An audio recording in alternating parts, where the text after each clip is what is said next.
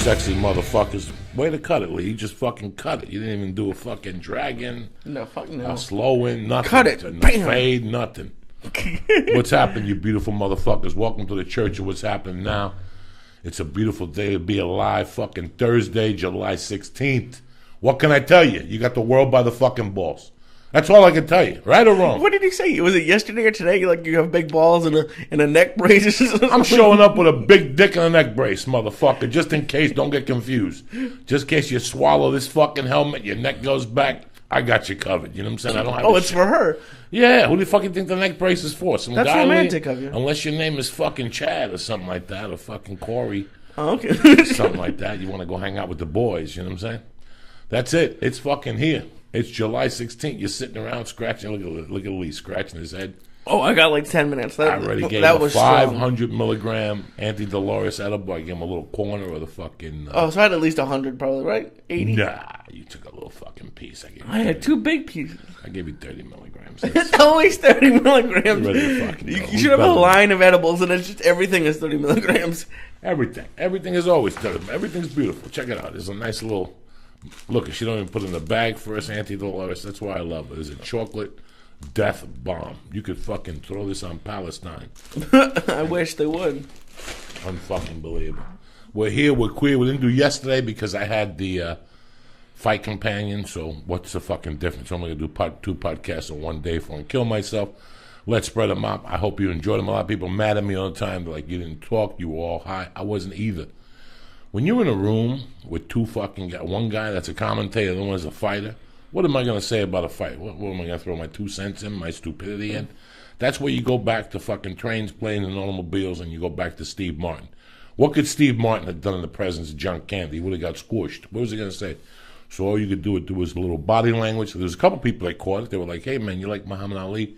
You rope-a-dope a bitch, and you just throw a punch when you need to. And that's what I like doing in that press. You have to know when to strike, unless... then you become too overbearing. So I don't want people to think I was too fucking stoned or whatever. I don't like podcasts when you have 4 people trying to talk. Yeah. You know, they're a conjunction type podcast. It's fun for a while, but it's different. But I want people to understand where you stand in that.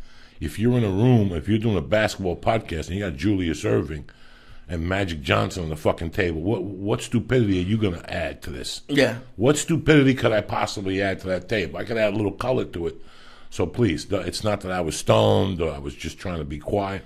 I was just listening, watching, paying attention. Some good fights. And you know what? And it's not even just because you were on it, but I watched the full fights with the fight companion. That's a pretty cool way to watch a fight. I mean, it's not as in depth as when Rogan's on like the pay-per-view, but it was interesting. Well, they go on other tangents. Yeah. You know, which is always good too. But hey, listen, man, whatever to make anything that helps you, that makes a performance interesting. Yeah.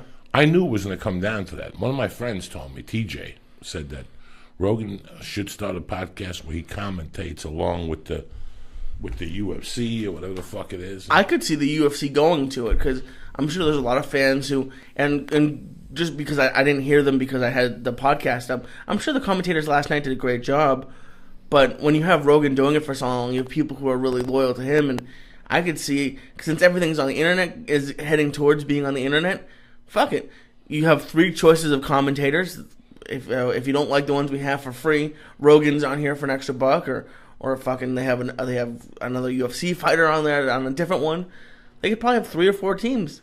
It'd be interesting. No, it's very intelligent. That's I never looked at. I had a great time. You know, it was the first time I met Brendan Schwab. Hell of a nice guy. You know, it's amazing that 3 of my friends are 26 years old, and I've been thinking about that all night. He's 26. Yeah, he's going to be a baby too, right? Look him up. I can't tell on this computer, but I don't have a fucking computer. The fuck am I talking about? But it's just really weird that you guys are 26 years old. We got into that conversation a little bit on Monday where I was saying that I've been thinking a lot about that lately, how I had nothing, zero going on at 26. At 26, I was coming out of fucking prison.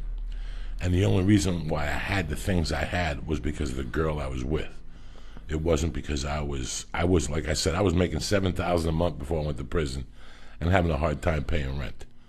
Like I would have to hide from the landlord for fucking 3 days because I didn't have the money to pay rent. I always had to get an advance from my job. That's how fucked up my money situation was. That I knew how to pay rent and I knew how to pay bills and everything. I just didn't want to pay them. You know, I didn't want to pay anything on time.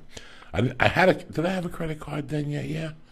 I had a Visa with like a $500 limit that I paid, you know? Yeah. How old is he? He's 31. Yeah, 31. It's close. Close. Yeah. 5 years away. 31, 26. It's really fucking no difference. But it's amazing how I that day that you had mentioned it, that I had spoken to you about it, I went home and I was like, wow. Lee and D'Agostino and all these young guys, at least they know what the fuck they want to do at 26. They're in the ball game, you know. I bumped into somebody at the airport the other day, and we were bullshitting, and he asked me a question. He goes that he felt really bad about asking anybody else this. You ready for this? What he said to me? He goes, what? When do you realize you're going to leave your house? Did you, before you went to college, did you think you were leaving Boston? Yeah. You knew that already. Did you want to go away for college? Well, I that was maybe one of the mistakes I made. I went to a school in Boston. It was a good film school. I didn't particularly enjoy it. I kind of wish I went to Drexel in Philly, even though it wasn't as good of a program, just to get out of Boston. And it's a little bit different for me because I went to film school, so the only places you can go really are New York and L.A. So it wasn't really even a choice. There's some people who stay in Boston, but and good for them, but they don't really end up doing anything. How old were you when you knew you were going to leave Boston? Honestly, when was the first time it crossed your mind? I don't know about leaving Boston. I don't remember that thought, but the joke in my family is that since I was 2, I wanted a job, an apartment, and a car. I've always wanted just to be older and out. I've never, and I had a great childhood, but it's just I've always wanted to be out and on my own, and it's just luckily. I mean, for me, I feel lucky that it was easier for me. What were the reasonings of you wanting to leave your hometown? I mean, you're a nice kid. You never got arrested. You have no warrants, no drug problems. I mean, what was the reason? Did you think there was more out there? Did you think that? Yeah, I was bored in my hometown, and it's a great place to raise kids, but there was nothing to do. There's a Blockbuster. There's no like you said, you could hop on a bus to New York. To get on a bus, I would have had to go on like 30 or 40 minutes down the road. There's nothing where I grew up. So now, how far are you from downtown Boston? 30, 40 minutes. It wasn't that far, but it's just there's nothing. And if you don't, when I turned 16, maybe that's probably when. Because when I could start driving, and I could go into the city and go do stuff, that was probably around the age when I knew I was going to leave. Because when I was in San Jose, I went to Original Joe's for breakfast. Not at the airport. Oh, I didn't know they have one at San Jose Airport. And some guy came over and he goes, I listened to the podcast. I had a few situations this week. I had that situation where he came up to me and he goes, can I ask you a personal question? I didn't know what the fuck was going to come out of his mouth at 8 a.m. And he goes, when did you know you wanted to leave your hometown? And I thought about it for a few days. I'm going to give you the reasonings. I never thought I was going to leave New Jersey or New York. I didn't know something else existed. I had been to California. I had been to Miami and Florida. I had been to Puerto Rico, you know. I had been to Michigan for a bitty basketball tournament. I had been to up and down the East Coast, driving back and forth to Miami as a kid, you know, making that run with family or whatever. I never knew what life was like. I'm not going to lie to you and tell you. I had been out here with my uncle, and I remember the rocks and the beach and Dodger Stadium, but not enough to make me want to leave. Nothing was enough to make me want to leave. Right? Yeah, New York. I can't imagine wanting to leave. No. Then after my mom died, I started looking around, and no. Even then, I didn't think so. Really? But one day, I was talking to Jimmy Bender, the first family I moved in after my mom died, and I asked Jimmy. There was a trucking company named Florida and Texas. That was the name of the company. Is that just where they went? No, it was just a trucking company, Florida, Texas Freight, or something like that it was called when I was a kid. I still think they're around, Florida, Texas, Florida, something like that. And I said it to him. I go, Mr. Bender, do you think I could go work at Texas, Florida, or Florida, Texas? And he goes, you could do whatever the fuck you want. And he goes, that's an interesting question. He always goes, because he didn't hear the whole question. He goes, I always thought one of my sons or my daughter would leave. He goes, none of them ever left. He goes, but it'd be great just to go look outside the country. He goes, I never thought about it. I remember looking at him going, no, Florida, Texas, the tucking company. He goes, yeah, you can do whatever you want to do.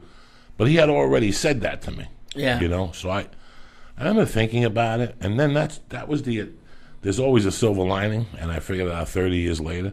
When I robbed that jewelry store when I was a kid, and the cops were looking for me, I had to go to Sarasota, Florida for 4 weeks. Yeah. And it's knowing without. Once you know you could live without something, you don't know. You never know. You never know. Like, before I went to prison, I'm like, oh, no reefer in prison. I'm not going to make it. And after the third night of no reefer, that's it. I adjusted. There was no sense in crying. There was no sense of yelling or talking about it. Nothing could help weed grow through the fucking prison walls. So, you know what I'm saying? Once you realize you can live without something, it's like people always break up after somebody takes a vacation or something. Because once they realize, I didn't really fucking miss you. I didn't really fucking think about you. In fact, I was happy you weren't around. That makes sense. You know, I was very happy that you weren't around. Once people realize that they could do without something. I was like, he ate half of that 750 milligram bar. And I went home. My plan was, I only slept 4 fucking hours last night. So my plan was to, when the podcast went kaput, I was going to go home, eat something, play with the baby till 9, then take a nap. Mm-hmm. I hung out with the baby like I always do. I watched those ABC videos and all that shit.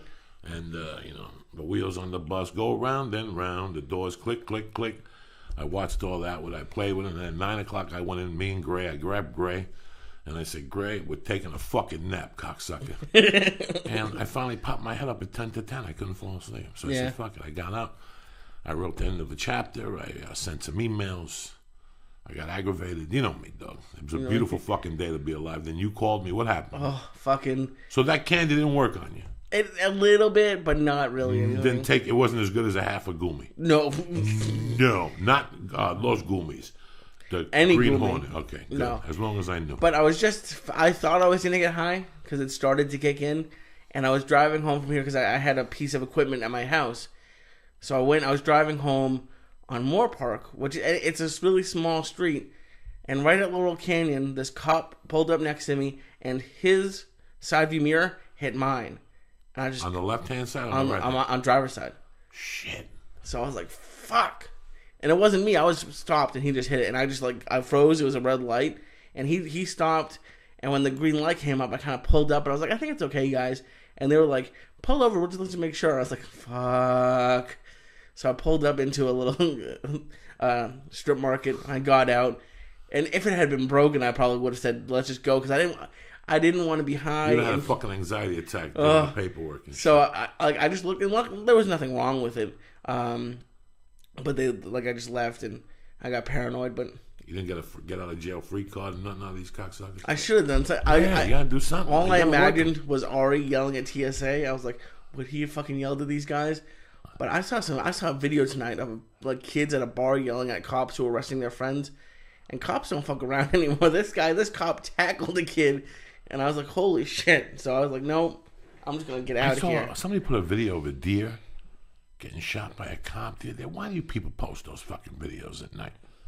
What is the inside? Some idiot months ago posted the fucking zebra getting killed by the fucking giraffe. I don't get what people. I don't like that shit. I don't want to see nobody suffering. You know what I'm saying? You know who's the worst? And she's great.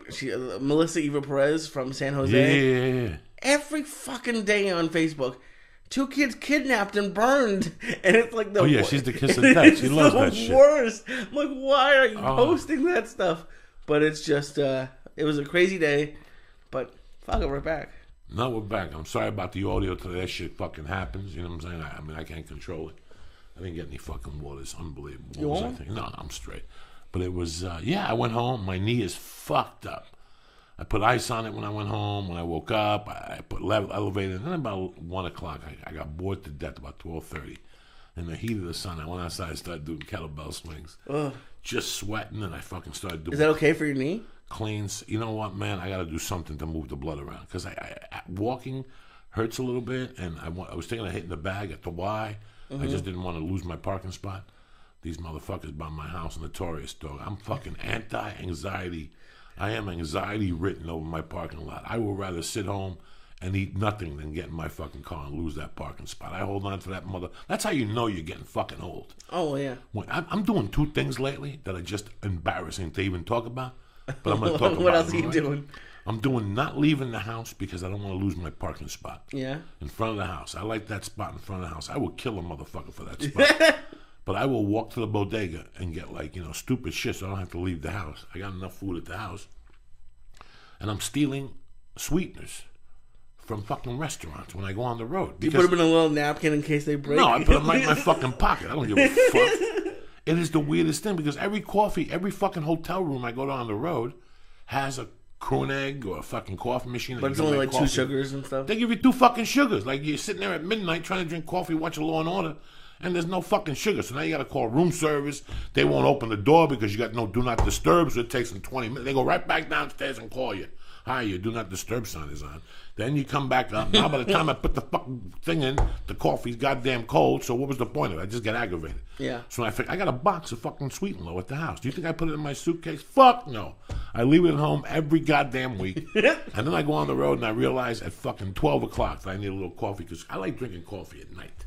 1 cup before I go to bed, I sleep like a fucking soldier. Nice. Because it takes me up and then right down, I crash, ba-boom. Okay. You follow the fucking? That's old school mentality. That's cocaine days. You gotta go up. What goes up must come down, cocksucker. When I was testing the audio and Waterboxer called, just because I was bored, I didn't want to talk to myself. And he was telling me a good way, because he was telling me how he does the edibles, and he goes out. I'm like, how do you do it? He says he drinks like an energy drink right after he eats the edible. So it's like a heroin brings you down, cocaine brings you up. It's like a little mix. So that's how he walks around. That's good for him. I don't know. The water bottle let him jump out. Did he call the podcast today? He just called me. I was just testing the audio. Okay. He wanted to see what was crack-a-lacking with. Yeah, I put it up on Twitter. But something weird happened today. I was never really emotional, but as I get older, I want to hear what you have to say about... You're 25. What older? I don't know. I'm older. That's what everyone says. Everyone says I'm young, but I feel old. The Boston bombing thing, they had all the videos today of the marathon. I started getting teary-eyed. I wasn't there for it, but just seeing the pictures and the people hugging. Like, you weren't in New York for 9/11, but how did that affect you? I was pissed. Really?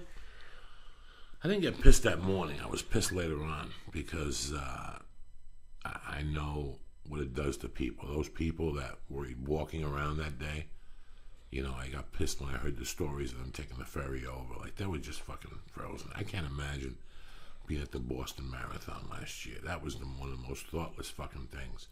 Who knows why they did it? Who the fuck knows with these people nowadays, man? Yeah. Who the fuck knows?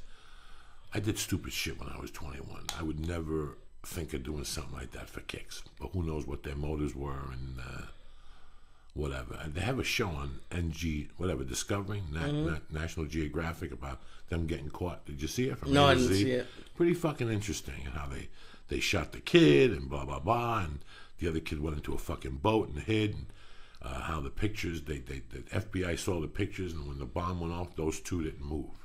Yeah. That's how they knew it was them. It was very interesting how the FBI catches you.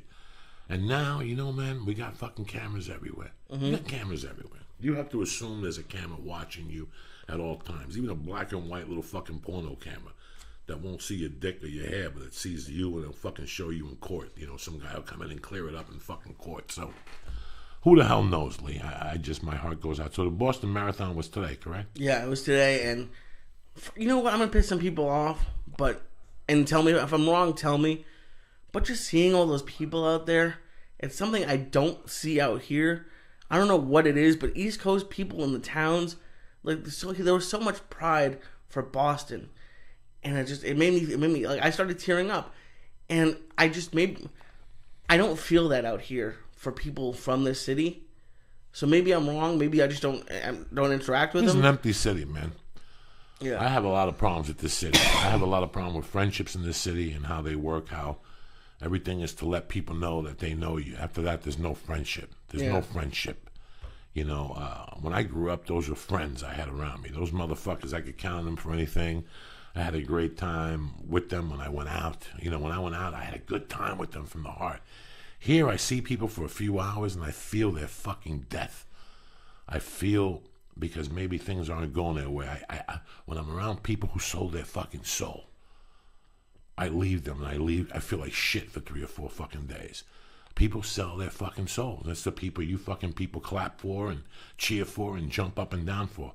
These people sold their souls. You're like, Joey, what do you mean? The devil showed up with a pen? No. Somewhere along the line, they ignored something natural that comes over you, because they thought what they were doing is completely better than what somebody like you, somebody at home, is doing. You know, they have this air to them that they're better than everybody because they have $3, or because they're on TV, or because they've done a movie. And I've never understood that. For me, it's always been about the job for me. It's not because I'm better than anybody. I don't luck that. I'm not even close to doing that shit. But I just, that's what I don't like about it. And that's why when you go to a Dodger game, people leave in the 6th fucking inning. You know, that's the big knock about the Dodger games. And yeah, parking is hard and walking out of it is hard. But it's like they're Johnny-come-lately fans. There's a word for those type of people. It's like bandwagon. It's like after the Boston Red Sox won. The Boston Red Sox hat now is fucking as big as the Yankee hat. Maybe, you know, because everybody wants to wear Boston. For years when they were losing, nobody wore a Boston Red Sox hat. You understand me? It's amazing the loyalty that we have here. We have no loyalty. Like I said, it's between me getting a job or you getting a job. I'll badmouth fucking Lee to get the job, even though I've known you for 15 fucking years, you know? Yeah. I look at this town, I can tell you, I probably have 4 close friends, you know, and you're one of them, you know what I'm saying? Ari, I mean, that the rest are just fucking acquaintances, because I know, I look at somebody and I know if I ever got in a beef and I had to call them to bail me out, the cash wouldn't be there. They'd hang up and make up a story, how they couldn't get, the ATM card didn't work. And then I would look at them weird. I would never look at them the same way, so that's why I don't even put them close to me, because I know these people aren't worth their weight in gold. It's fucking crazy. But there's a dude in the background of every shot just like nodding his head, and sure. I could do that. That's what black people do. They no, just he's white. There. He's a white dude. Whatever. He's confused. You know what I'm saying? I'm so glad you brought it up. How amazing does it feel putting powder on your nuts? I love it. It's the best feeling. I don't need it as much anymore now. I've lost a little bit of weight, but I still have powder. Sure. You're rough against the jeans and shit. Oh, you don't make that noise. It's fucking Monday. It's a beautiful day to be alive. We're back. It's the 2nd week of the year, you know? What the fuck? What do you need? All they need is you. Just looking on Twitter, 5 people got shot at a Chris Brown concert. When the fuck are you people going to realize? Stay the fuck away from that kiss of death. Because that's exactly what that motherfucker is. He was at my gym for a second. He's the kiss of death. Yeah. How the fucking building didn't blow up is beyond me. 5 people. Chris Brown just has this fucking thing. Even when I see him, I'm like, that guy, I don't know what the fuck his deal is. You know? Again, 5, I don't know what the fuck the story is, but if you why would you bring a gun to a Chris Brown concert unless you're going to shoot him? That's what I'm going to shoot, is fucking Chris Brown right in the fucking neck. What the fuck? It's Monday. You know what I'm saying? You got to start the week off good. I might as well shoot fucking Chris Brown. In the neck? Whatever. Right in that fucking tattoo in his stupid fucking neck. What's happening, you beautiful people? Had a great time Saturday night. You came to the Melrose Improv. Thank you very much. We had a great time. Lee was there with the girlfriend. There are a lot of cool people there. Yeah, Einstein from 10th Planet, Culver City. My man, what the fuck's his name? Renee. Alder. Renee was there. Who else was fucking? I mean, Alder from 10th Planet, Van Nuys. His he wife. was there? Hassan was there. From GMAC. I mean, there was just some fucking Renee Encarnacion. He's probably at Disneyland yesterday. Said it was raining. He flew in from New York with a girl. He's just like, fuck, I'm going to take a vacation. Yeah, that's how you do it. And then didn't someone else come from like Australia and then England? There was some people there, so it was cool. I got stoned as fuck. I ate some stars. We ate a Star David this morning. Did you eat it, Lee? Of course I did. Don't be bullshit me. I was watching. You watch me. Like until I stop chewing, you're watching me, but you're not watching me. I gotta watch you like a hawk, cocksucker. You know, when I do these shows now, I feel different. You know, on stage, and I feel different when I'm there. And I gotta tell you something. It's a good time for comedy right now. It's a very good time for comedy. If you live in the LA area and you stop by the Comedy Store, it's a good time for fucking comedy. You know, at the Improv the other night, it's a good time for comedy. When I'm at the Laugh Factory, it's a great time for comedy. You know. It's something's different. It's like the good guys won finally. You're not watching the shit that Comedy Central puts out and all these other fucking stations put out, you know, network. You're watching the underground shit come out now. The shit that people wouldn't talk about. And it's all through Twitter and social media. And it's coming out on the network now. Like Little Yeah. Esther was just on TV. They have to. Ari's on TV next Let Friday. me tell you something, man. Right now, the funniest guy working is Sebastian Maniscalco. I haven't seen him But recently. a tight, close second is Ari Shafir. I'm telling you this right now, guys. I'm not telling you this because he's my friend. I'm telling you that the material that Ari's throwing right now about Biggie and going to China and taking a shit is some of the funniest shit I've ever heard in stand-up. And I'm not telling you guys this as he's my buddy. I love him to death, but I'm really proud of him. He tore it up in Las Vegas that night with Rogan. I was sitting there going, what the fuck am I going to come up with? Because this guy's killing him. He was killing him. So, you know, Bill Burr is out there now. I mean, it's just... So his special premiere is Friday night, Ari. Yeah, I think you can buy it pretty soon on his website. Okay. But yeah, you could... He said something crazy. Like, he shot like 70 minutes and only 40-something's going to get on TV. So for $5, I'm just going to go and buy it and get the whole 70. That's Friday night on Comedy Central. Yeah, I think it's the 11th or 12th. It's like that night at midnight, so it's technically tonight's the Saturday 12th. morning. No, it's not the 12th, and it's Friday. Okay, it's Friday, the 16th. Yeah, let me check it. And then the 17th, we're doing the Riot, LA Riot Comedy Festival. Right. And I'm doing the show Saturday night with Al Madrigal, I think TJ Miller and Ari. And it's called Revenge. The theme is revenge, which is fucking perfect for me. And then his show comes out that you're on. When does that, the following Thursday night? Or Well, the whole season starts. It's like Thursday. 8 weeks, I think. Right, I'm on the last one. Oh, really? Yeah, I'm on the last Oh, one, cool. obviously. I'm like in fucking April or something like that. But I don't give a fuck. Hey, listen, man. No. For our Comedy Central does not even look at me. For Ari to go to bat for me with Comedy Central, I owe him my fucking life, you know? That's the type of kid he is. He just told him from the jump he's doing it because he was there from the beginning. So It's the 16th at yeah, midnight. you got to admire that because the 17th we're doing a Riot Festival, whatever the fuck it is. Do you think... Do you wish you had been on Comedy Central? Yes and no. I just didn't like the fact how they shunned me from the beginning. But listen, man, that's the beauty of life. Some people like you and some people don't like you. I never really... It made me work in a different direction. At least I knew that door was closed to me. I don't want to live my life going, maybe. You know, at least I knew that they didn't want to do business with me. It all started when Joe did the Man Show and I came out naked running. They all banned me for that. They kind of like, it was like a silent type ban. But then years later, they took a couple comedy pictures from me. They called me in for a few comedy pictures.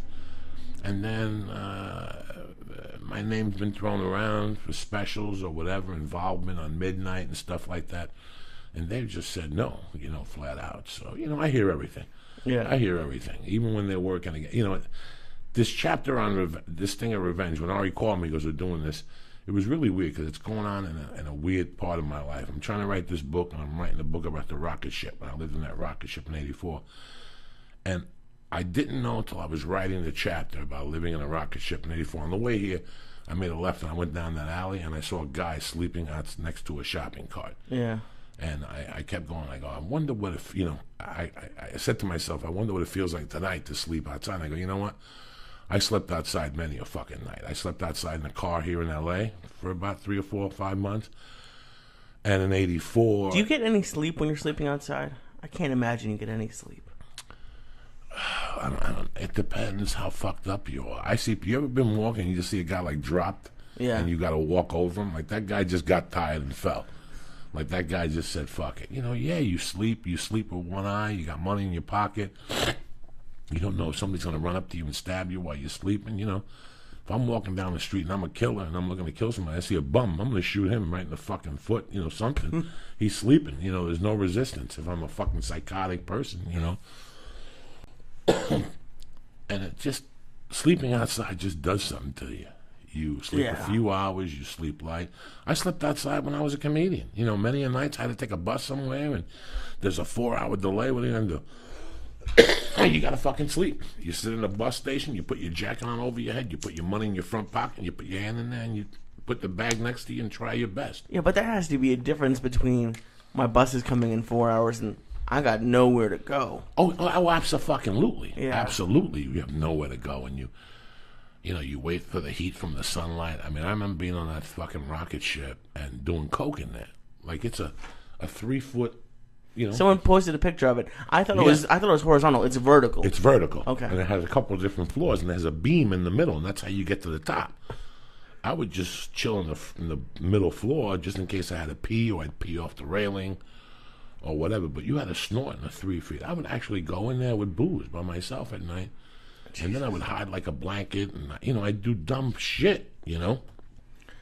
But I know what it's like to be outside. And it was November and December in Jersey. That means there's snow. There's snow. It's fucking cold out. So I thought about the rocket ship. You know, I wrote a general thing, living in a rocket ship, and I go, nobody wants to read this. You have to describe what you were going through. What it felt like at the end of the night to not only come down off the coke and get depressed, but then you're naturally depressed. You're living in a fucking rocket ship. Yeah. You know, the weight of everything was on top of me. But on that weight was a pain that I had. Like, I was 21, and I was just sick and tired.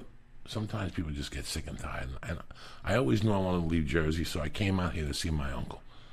And I came out to get, you know, listen, life throws curveballs at you. And then people throw a curveball at you, but you know your family's always going to be there. You know?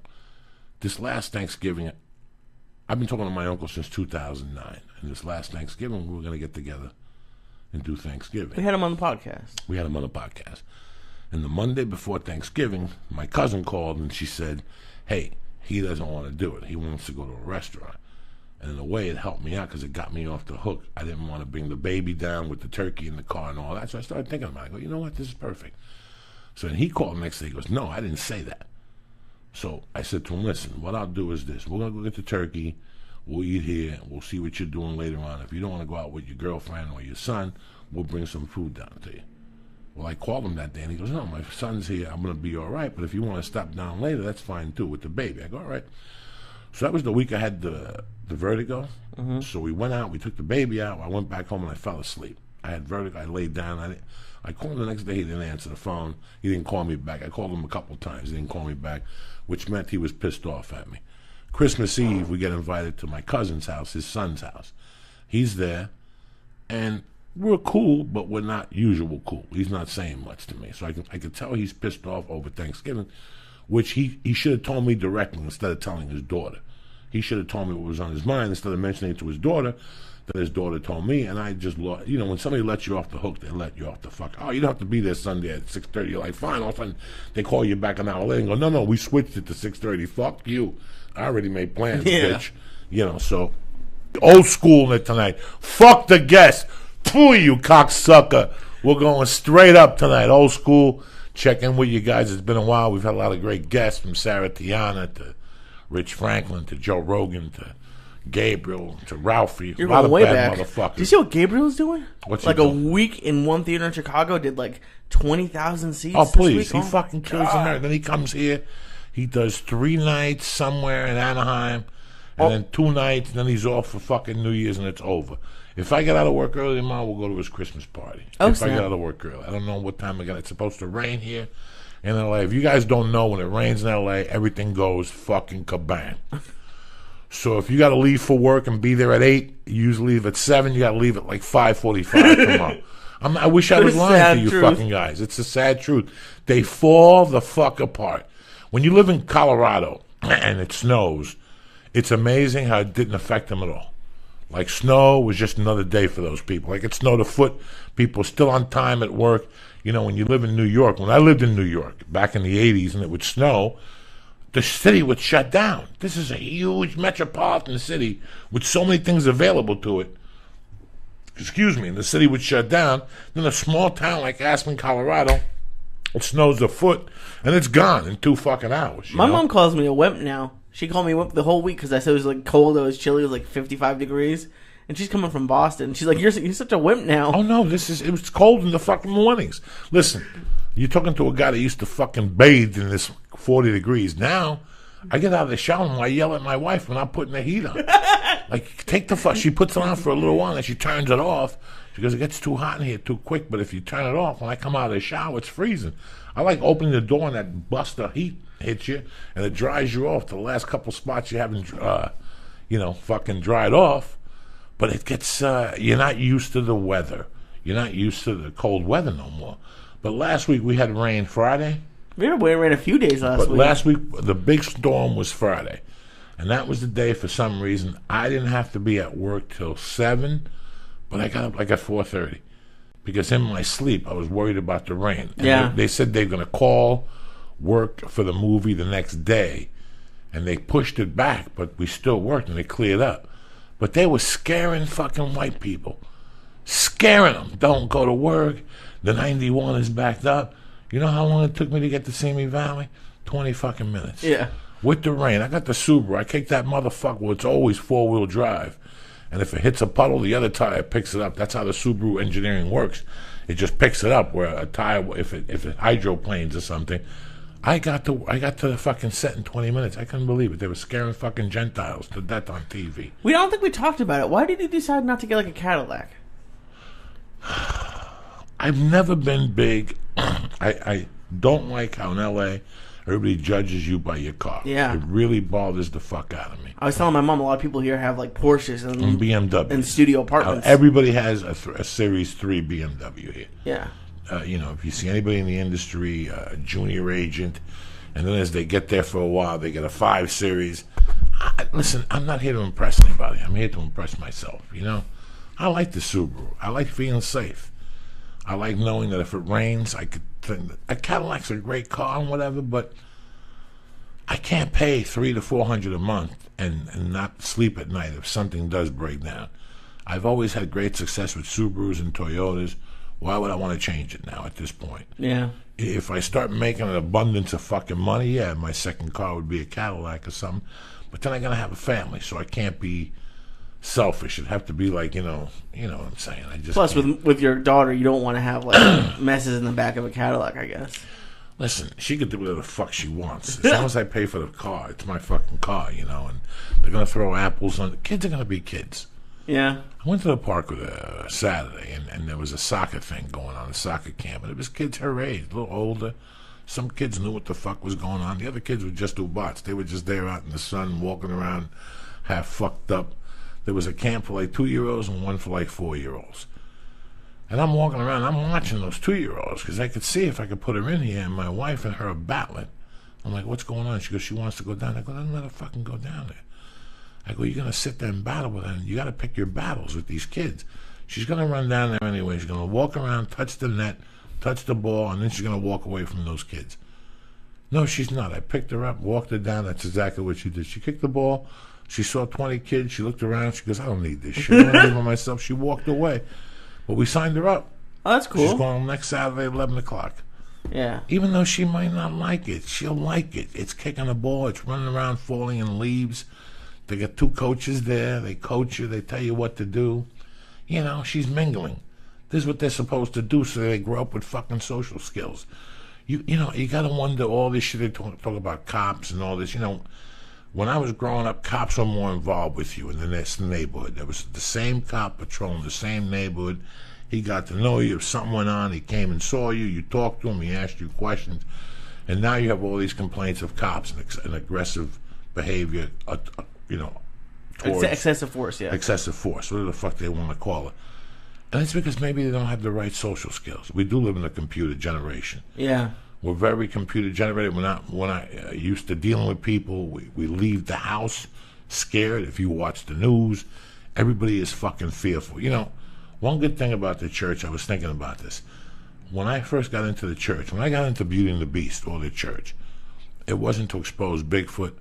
It wasn't to expose steroids. It wasn't to expose Hollywood people that are gay. It wasn't to expose anything. It was to expose life's bullshit that we get fed, and either you believe it or you fucking don't and move on, And do you get nervous, Blow? Because I went to the movies with my mom today, and for a second, when they were doing that thing, like if you see any suspicious people, tell somebody. For a second, I was like, what would I do if a gunman came in here and I'm here with my mom? When I'm by myself, I don't really worry about it. But do you worry about it now when you're going out with Mercy and stuff? I worry about everything and everything. and you'd be an asshole if you wouldn't. You'd be an asshole if you wouldn't. Every day you go on Twitter and there's an explosion somewhere, 14 people got killed. That guy in Australia. The guy in Australia. Every fucking day, people. You get up every morning, and if you have a half a heartbeat, and you weren't an asshole like I am, that we actually look at that shit to start your morning. We actually look at that shit to start your morning. Because I do. I'm guilty of it. All right, I won't put the fucking news on, and I won't hear it visually, but while I'm streaming on Google or whatever the fuck my first page is, Yahoo, you see what happens. 14 children get killed in Africa. Whatever the fuck, and it stays with you throughout the day. I'm not the type of guy that would blame police officers for anything. I know what life is on both sides of the shield. I've seen cops that are stressed out, and I've seen people that are stressed out that just have a bad day. I know one thing about life, Lee. People have bad days. There's a guy, did you see that? He killed his wife, put her in the trunk of the car, and then took the 3 kids. Oh, Jesus, and no. They showed his picture. He's all cracked up and shit. I mean, I don't know a bad day for that. No. I know that there's bad days that people just leave the house and they have a weapon and they get out of a car and the cops, there's bad days. Did you ever fight with the cops? I know you dealt with them a few times, but no? I couldn't file a complaint against a police officer because every time I've had contact with a police officer, I've always pretty much been a gentleman. When I was a kid, I got hit one time by a cop with a stick in a big melee. I was a young kid, like maybe in the 7th grade. Really? I never heard of this. It was the night that we felt up that chick's titties and shit after that basketball game. There was a fight first on the thing, and a cop hit me, and I didn't know who it was, and I wasn't mad at him. I could have been an asshole and made a big drama, because I always thought from his side of the fucking thing. There's a guy that's just telling us to go, and you get hit with a stick. But I've never been ever assaulted before. I've always had good relationships with cops. Like when they've arrested me, I've been cool because they're just doing your job. All your job is to shut your fucking mouth and don't argue with them and don't tell them that this is what really happened. Don't say a fucking word. That's the best thing you could do. Yes, no, thank you. The handcuffs hurt. They don't fucking hurt. But for me to sit here and say pigs suck and all that, I can't be that type of guy. I never have been. They did a job when they arrested me, and they did the best job they could. I can't lie to you. I've never really had... Yeah. Because I go back and forth sometimes. Like, should I be protesting? I don't know. Is this an important thing to be doing? But I Have you ever protested before? No. What are you gonna do? You gonna get a stick with a fucking sign and walk down there? You would kill me if you saw me with a stick. I lived in Boulder, and I saw protesters from the CIA would come to town, and they come to recruit on campus. I don't know if they recruited or they took applications or they spoke to applicants or whatever the fuck. And there was always little wars on there. And these kids would go down there. And then I figured out who these kids were that, they were trust fund kids that just wanted to get some form of attention. And I got it, and unless you really believe, it's not that I don't like protesters and what they stand for. Is I think that sometimes people are down there protesting and they don't even know what they're protesting for. Right. They're just protesting to make friends. It was like that thing I always made fun of, that thing that happened downtown years ago. Some of the Wall Street, something. Yeah, the people who were going to shut down the corporations, but meanwhile they're calling their mommies on the iPhone. Making videos and sending tweets out. You're not shutting nobody down. This is what a complete shutdown is, throwing all that shit away. You can't stand online on Apple for your fucking phone and all that. Yeah. But you were on to something very interesting, and that was the cop thing. No, Lee, I always knew they had a job. When I was a kid, I was exposed to cops that came and once a week got an envelope, and that was whether it was the bookie place in the Bronx. For a long time, when I went to Catholic school on Saturdays, I helped out this other bookie, Chael. And they always had a relationship with cops, and it was a known thing that, listen, we're going to do this for business. Nobody's getting hurt. Nobody's getting bitch slapped. We're not selling drugs here. Here's an envelope just to make sure everybody knows we're on the legit side. Some people would judge me and say that's wrong. You could never pay. So that's not from the movies. They would actually do that. They'd actually have cops. Do you consider them dirty cops? Well, there's fucking jerk-offs and there's gentlemen. And that's in every fucking business. Yeah. There's jerk-offs and there's gentlemen. There's guys that come in and go, Lee, how you doing? My name is Detective whatever. This is great that you have a new bar here and everything's fine here, but from 12 to 5, a kid works here, Joey Diaz, and he's a known felon. And I know he takes book here. And I know that if somebody wants to get a gun or maybe a kilo of coke, he could arrange it for us. We could shut you down. Right now, I could call the ABC and shut you down for employing this guy. But I'm not going to do that. What I'm going to do is I'm going to send somebody in here once a week. You're going to give them an envelope. Let's say, what do you pull out of here a week? Let's say in real life, Lee, you pull out 13,000. They're going to say 10,000. And you're going to go, okay, all right, he got me. Every week we want 400 a week. All right, that's one cop who comes in, shakes you down. This is the old days. I don't know what happens today. This is when my mother had the bar. You're never going to see that guy again. Okay, but every week a patrol guy's going to come in. So let's say that guy came in. Now, then there's going to be, that's a sheriff. Okay. Then a city cop's going to come in. Oh, no. And he's going to want 200, and you're going to agree to that. What's the story, Doug? What the fuck you been hiding all weekend? Last time I saw you, I gave you a brownie. You were with a bunch of uptight fucking people. And that's why you got to load up when you go to eat, hang out with people like that. It's okay you hang out with people like that from time to time because they make it seem how lucky you are for hanging out with crazy people. Yeah, I was telling Steve, and I don't remember if I've said that on the podcast, but one of my favorite things about podcasting is how cool, like, we get to have these cool conversations that no one has in regular life anymore. Like, I feel, whenever I watch old movies or TV shows, I always watch because I've basically forgotten what it's like to live without a cell phone or internet. Like, I was 10 or 11 or something when that started coming out, but I honestly don't remember. So I always look and see what people used to do, and a lot of it was just hanging out, talking, like, doing activities. And that's what, and I went to this thing, and they were all very nice, but it was supposed to be a birthday dinner, and maybe I was just high and paranoid, but it seemed like everyone was very quiet. So, like, I tried to produce the dinner conversation, but I meet the birthday girl, and she goes, oh, and they were talking like, oh, I was in Japan for 2 years. I was like, oh, were you there during the earthquake? And she got really sad, and I realized after I asked it that it might not be the best thing to bring up on her birthday, but I was like, and she's like, yeah, I was. I was like, that must have sucked. It's fucking crazy. Like, I've always, every once in a while, I have a friend, he invites me to something, and I get there, I'm like, oh my God, what have I done?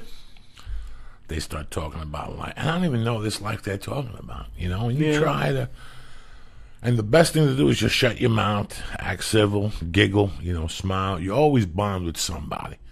There's always some other nut in there that you and him are like, like, I was the only guy there. Yeah. Oh, no. Yeah. Yeah, that's even, see, you got yourself, you got to cut that shit out, too.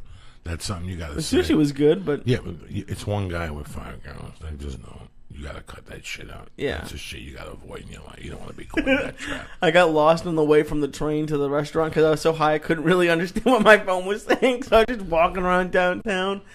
And then it was scary on the way there. It was like that Star Wars when they go into hyperspeed or whatever, and the light and the lines keep going because the train was going really fast. And then there was this homeless dude who was hammered, and he had his shoes off, and he was having a conversation with himself, and he was crying and laughing.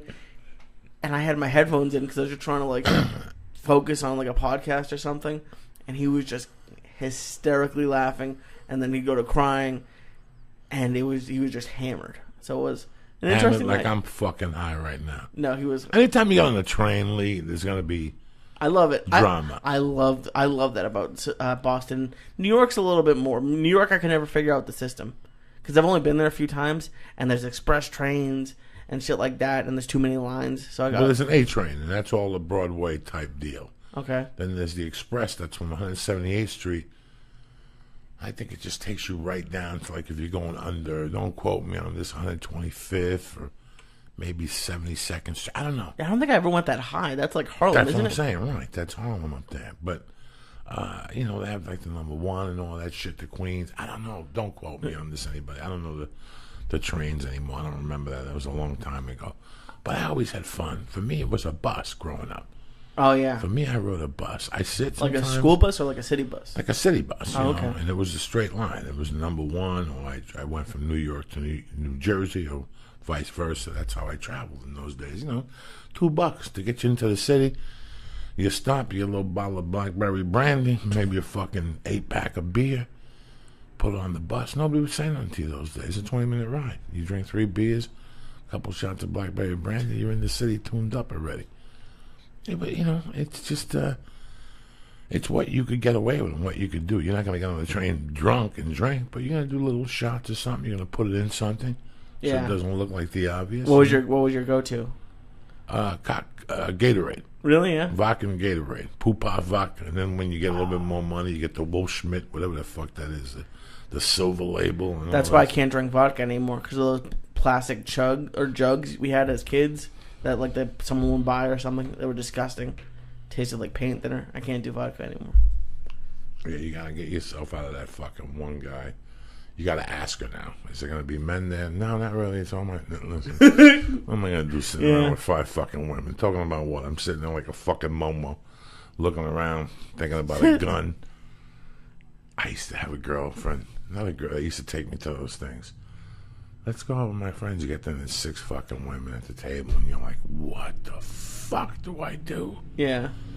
And I'd always get like a call. I don't even know. I'd always get myself out of it. I'd fucking make something up. Like, I gotta go. I gotta call my friend in Jersey. Maybe he's gonna pick me up. I'd always do something fucking ridiculous. That's always been like my fear, is falling into that woman room, like into that fucking What do you room think's gonna happen? Just, I'm gonna hear shit I don't want to fucking hear. You get 4 or 3 women together and you sit there for more than 8 minutes, you'll want to fucking shoot yourself. I love women. But when you get 3 or 4 of them in the room and they start talking about what's important to them and shit, you will fall off your fucking chair in laughter and aggravate. You want to kick one of them. Like, one of them will start, like, one of them will just break your fucking back. Yeah. And you'll like them, whatever, but when you get a couple of them together longer than 20 minutes, you want to shoot yourself. No disrespect to women, I love you, but I'm just telling you how it is, what the word on the street is. I just love the way you put it. They start talking about what's important to them. Yeah, like whatever the fuck they talk about, the store, whatever the fuck, and you sit there and go, wow, how did I end up here? What the fuck did I do to deserve this torture? You start thinking about torture. Like what people define as torture, like hummus up your asshole. Or like sitting here listening to this shit for an hour. Which is worse to you, hummus up the asshole or 6 women at a sushi dinner? I'll tell you what, fucking, I didn't know what bothers me to no end. Cotton in my fucking mouth. Like, I don't like to touch a cotton at all, except when it's wiping my asshole. That's it. I don't like cotton. Like cotton balls? Cotton or gauze. Yeah. Like the other day, the fucking dentist put gauze in my mouth when he was doing the root canal. That bothered me more than needles. Really? Fucking everything. Yeah, I don't like it. Has a weird texture. Yeah, I don't like cotton close to me in my mouth and my fucking head. It drives me fucking nuts. You understand me? I don't know why. It just drives me fucking nuts. Well, did you get high before the root canal? Sure. I had to be in there at 9 in the morning. I got blasted at like 7:15 like a motherfucker. That's always my fear. Is I feel like pain would be super intense on weed. No, well, if this is the problem, if you take the gas, you might go to a weird place. What the fuck is that? Sons of Anarchy's outside. All of a sudden there's white people shooting fucking black people, cops. I can't breathe. What the fuck? I don't fucking know. I can't breathe. I don't fucking know. You ordered one of those shirts yet? So you can walk around and show solidarity? No, there's no solidarity, I mean, what do you want me to tell you? That's fucked up, though. The cops getting killed? No, please. This is a complete... the best is, we're going to put body cameras on them. You can show up with they had everything but a fucking camera crew on that thing when they choked the black guy. Yeah. They had everything but a fucking camera crew, bro. They threw him to the fucking floor. That's murder. That's murder. In any other fucking city, would you indict on murder there? Yes, you fucking would. Yeah. That's murder. I saw it, you saw it, but they're the fucking power supreme. Now they're going to dig themselves into a fucking hole. Yeah. Now we started. Now they're going to get copycats. And every year we go through a trend. 3 years ago was the children going fucking bananas at schools and morons blowing themselves up at movie theaters and shit.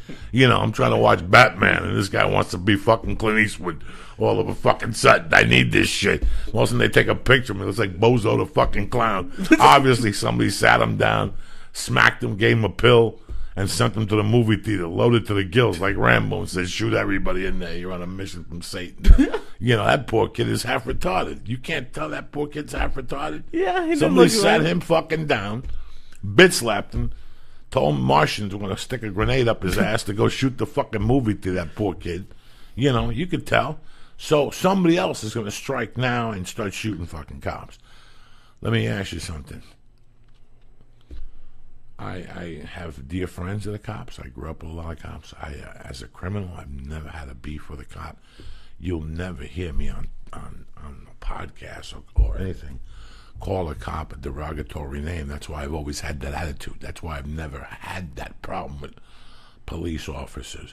There was one cop in my 51 years on this planet that I had a problem with, and that was the cop that got assigned on the Vela kidnapping. Me and him went back and forth for fucking months. Like he came to your house and told you they were coming for you and stuff. No. Not that one? This was a guy that took his job a little bit too fucking seriously.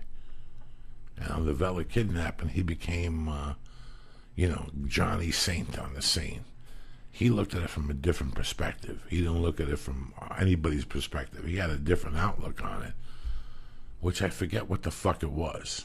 He had the outlook that you guys were scumbags when you took this guy down, and there was no drugs involved. You were trying to rob him. You know, there were drugs involved. There was just no trace of drugs. There was a scale that was cleaned off. And there was like other paraphernalia, but there was no proof of the fucking drugs. So they were saying, no, you guys tried to rob him. And that was his intent from day one, this guy. But this guy didn't let up on me at all. Even after I went away to prison and I came back for the community service hearing, he was there. And he was against me all the fucking way. And there was a couple times we had just verbal exchanges.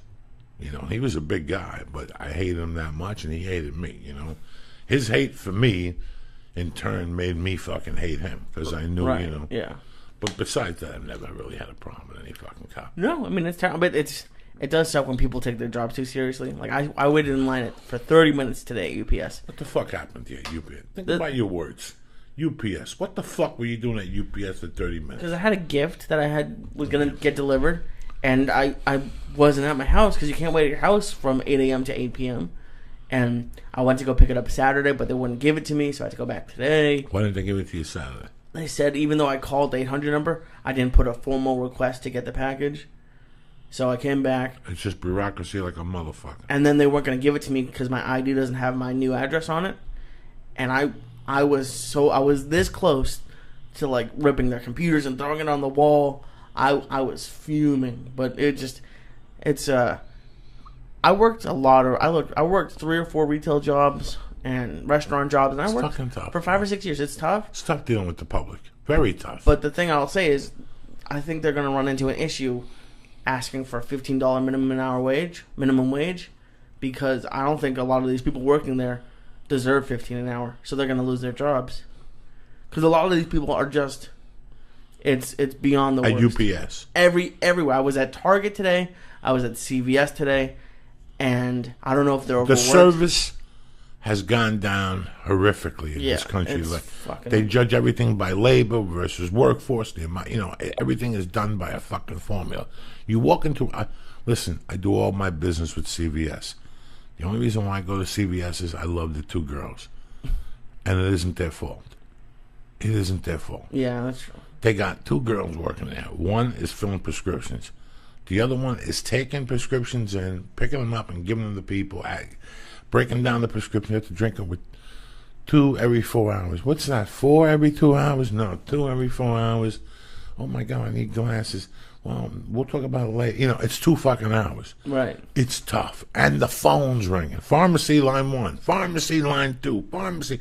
When I go to CVS now, I prepare for a 25-minute wait. Right. I worked at CVS for 2 years. I grab in. I get what I got to do. My nasal shit, the fucking Visine for the reefer eye. I get whatever else I need. Tape for my wrist, for jiu-jitsu, whatever the fuck I need. I stand online. I just take the beating. So when I get there, that's it. And it bothers me because the front counter has the chiclets. The bite size like a motherfucker. I need 1 package of those to get me straight. Once a week and I'm good. You know what I'm saying? There's a gas station on Laurel Canyon by your house. Yeah. They got them. So on the way down to the Comedy Store, I pull over there and get 1 package before my sets. It sets me straight. Some people do steroids. Some people do drugs before their sets. I pop those little chiclets. You love gum. You have like a gum by the liquor store that we go to. The Mexican gum, the 4 thing, I love that. And then on the way down to San Diego, the time when you got super high, you put an entire pack of gum in your mouth. When I'm fucking stoned to the gills and I'm driving, I'm falling asleep, I got a pack of gum going that works the fucking jaw like a hooker giving 10